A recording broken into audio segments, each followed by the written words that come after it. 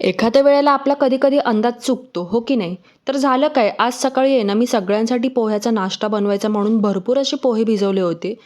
पण त्यातले आहे ना, तरीसुद्धा पोहे थोडेसे उरले होते. तर आता म्हटलं ह्या पोह्याचं करायचं काय? कारण की जास्तीचे पोहे बनवले असे तर कोणी खाल्लंच नसतं.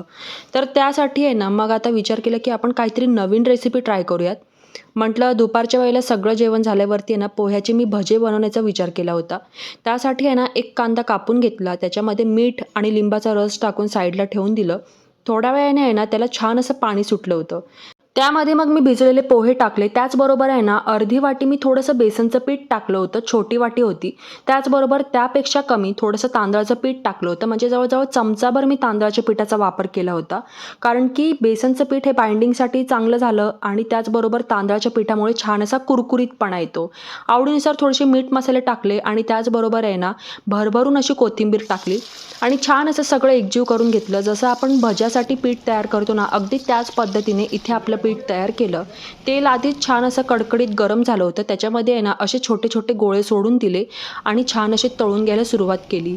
तर बघू शकता छान असे कुरकुरीत इथे आपले पोह्याचे भजे तयार झालेले आहेत आणि खरंच खूप खमंग झाले होते. चवीलासुद्धा खूप अप्रतिम झालं होतं.